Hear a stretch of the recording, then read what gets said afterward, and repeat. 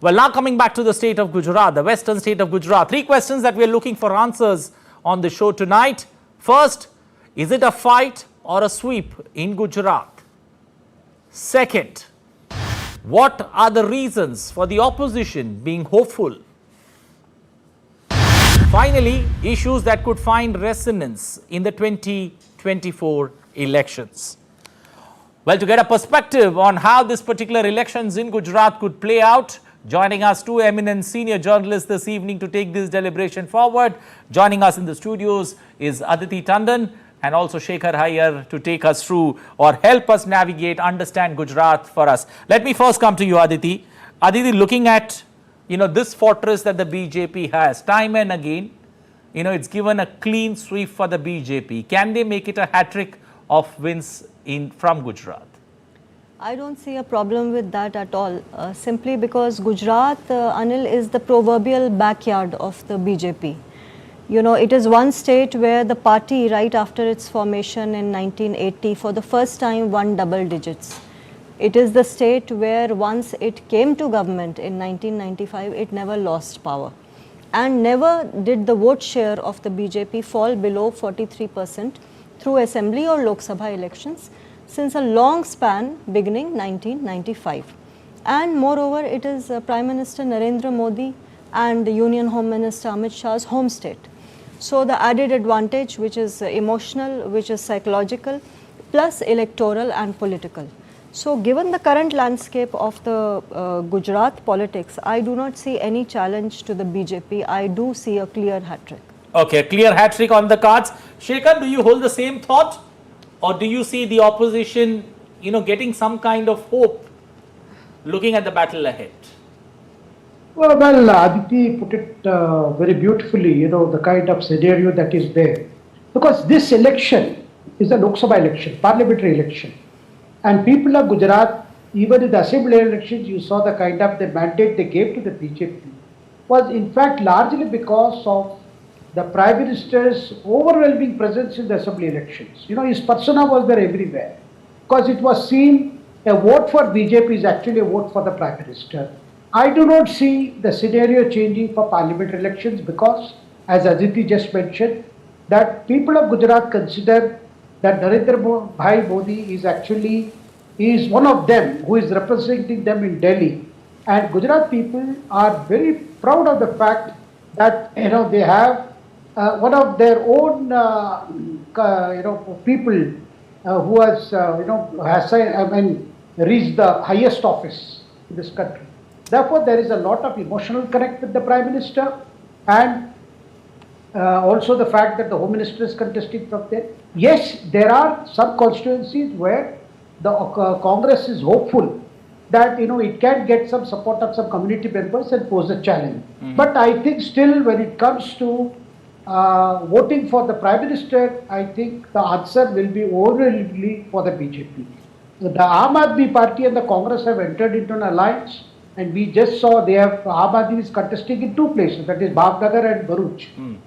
And even in the assembly elections, the Congress of course felt that the fact that Aam Aadmi Party put up candidates in so many constituencies, it eat into the Congress votes rather than creating its own base. So subsequently now they have decided that 2 seats have been given. But bigger problem, Anil, what I would say is, after Congress lost a stalwart like Ahmed Patel, who belonged to Gujarat, since then, there are things that in Gujarat, particularly in the Congress, has not been, I would say, to a best of situation.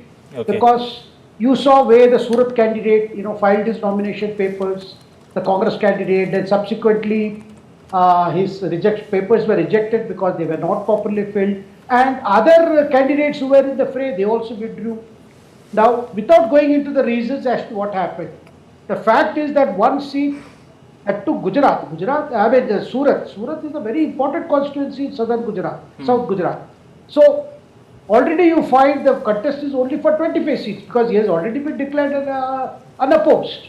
So, I think the Congress leadership too did not pay much attention, after the last assembly election, which Congress got a drubbing, no doubt about it. So, I feel the challenge is stupendous, and whether the opposition can really face up to it. Of course, some issues have been raised about some statement made by BJP candidates and some community getting upset. But these things I do not think overall will change the big picture that will emerge from Gujarat. Okay, Aditi, looking at the stronghold that BJP has in Gujarat, are you surprised by the number of changes that have been made? 14 MPs getting dropped and new names getting included. Did that surprise you?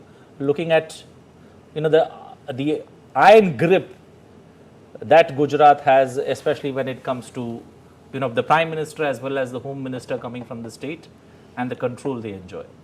It was pretty unsurprising to me, simply because anybody who has watched the BJP from close quarters for a while will know why it is not surprising, and I'll tell you why. You would remember that even on the eve of 2022 Gujarat elections, not only the sitting Chief Minister was replaced, Mr. Vijay Rupani, the entire cabinet was replaced. True. And overnight we had a first time MLA Bhupendra Patel coming in. And how did you see the sentiment on the ground? 4/5 majority, that was the highest ever majority that the BJP and any party has ever won in Gujarat. The last record was clocked by Madhav Singh Solanki of the Congress in 1985 when 149 seats were won. So my assessment of this ruling party is that they go to extra lengths in order to secure their citadels. They are not people who sit on their laurels. They are not people who will leave even one corner uncovered. So the strategy of dropping incumbents is part of the BJP's overall strategy of dropping 33 to 35% sitting MPs all the time. If you analyze the entire BJP list also, which I actually did in one of my research pieces, I did find that more than 100 MPs have already been dropped so far, and the entire list that has been released, and that roughly actually will translate eventually to 33%. So Gujarat, being a state where pride of Prime Minister, pride of Home Minister, historical legacy of the Ram Mandir movement is there, because don't forget Anil, that the Rath Yatra which L.K. Advani ji launched, that began from Somnath. So in this particular election, Gujarat has an even greater value, because Ram Mandir is an emotive civilizational issue which the BJP is presenting very vociferously, very vehemently. And even to that extent, we should not forget that Gujarat becomes important not only because it is the home state, the native state of important leaders of the party, but also because it is literally the cradle of the BJP's most important and passionate issue, which is the Ram Mandir. So they have dropped sitting MPs in order to cover corners, just in case there are any. Okay. Shekhar, in that situation, what could be some of the issues that could, find resonance in this election? Well, anti-incumbency was an issue which the BJP has addressed by, changing candidates. That is one aspect.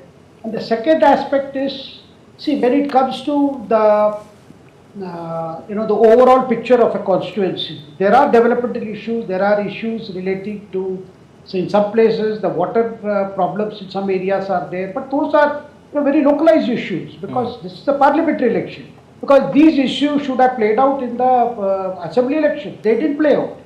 The message that the Prime Minister even gave in the assembly election, that this is very important to send a message before the Lok Sabha elections. So therefore, I do not see any kind of very big upsets happening. In fact, one should not be surprised if the things are repeated. But at the same time, one must also take note that the Congress has not been able to put its best foot forward, both in terms of organizationally, in terms of leadership, and somewhere along, many of those senior leaders who used to be the face of the Gujarat Congress, many of them have, somehow withdrawn themselves. I don't want to name the leaders, but some of the leaders are no more so active because they are not very happy with the state of affairs in the organizational matters. So that is why I feel the opposition perhaps could have put up a more tougher fight. But because of inherent problems within the Congress in Gujarat, I think this battle is not going to create a big difference. Okay, Aditi, another issue, youth and women, they have somewhere been the backbone of BJP's election success. Do you see that trend continue? The first two phases, we're still looking at initial reports, but how do you sense, youth and women, once again backing BJP to the hill?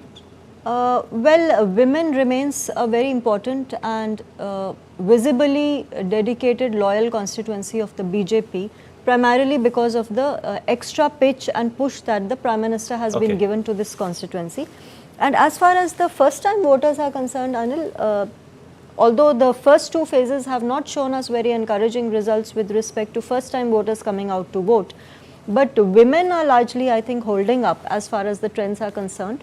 And Gujarat also will see a lot of women come and vote, because we have seen that wherever the BJP has been winning in the past, these are actually states where women have outnumbered male voters. Shekhar, your thoughts, especially on the voters this time around, thinking beyond the caste lines when it comes to voting in Gujarat? Do you see the possibility of that? Or, looking at the way things are, that can be completely ruled out? No, in Gujarat as well as in the rest of the country, the issue is it a vote for Modi getting a third term, or is it not for Modi? This is the basic, it has come down to this.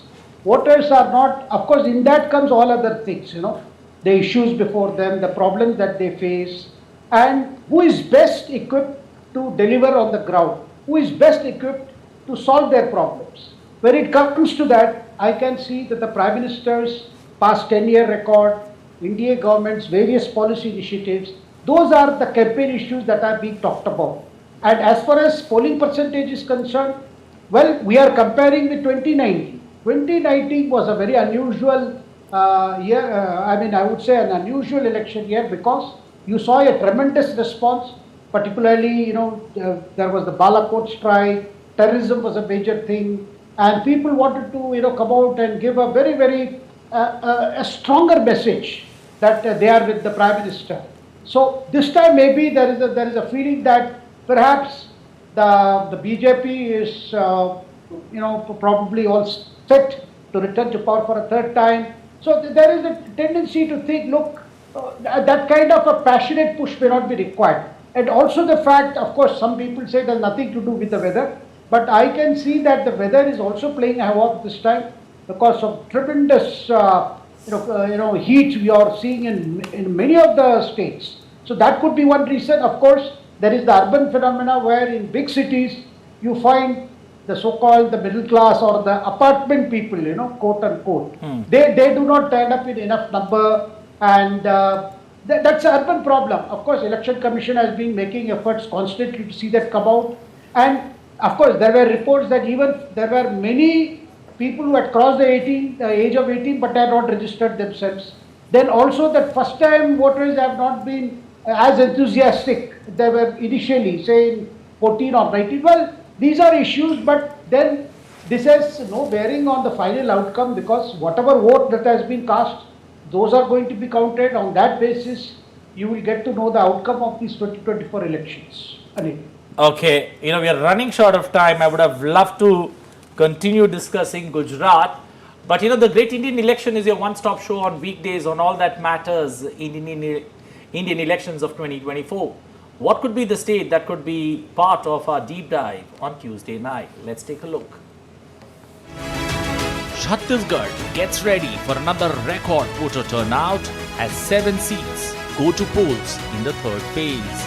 11 seats across 3 phases, with voter turnout expected to beat 2019 numbers. How will the Rice Bowl of India play out the linear battle between political parties in 2024? Watch Why Chhattisgarh Matters on the Great Indian Election at 8:30 p.m. IST, only on DD India. Well, with that, it's a wrap on this edition of the Great Indian Elections. Time for me to thank both our esteemed guests in the studios, Aditi Tandon as well as Shekhar Iyer, joining us, helping us understand Gujarat and the dynamics that it presents, especially before the electorate and the voters in 2024. Well, you can connect with us on Facebook, X, Instagram. That's it from me and my entire team. Thanks for watching. Good night. Stay safe. Take care.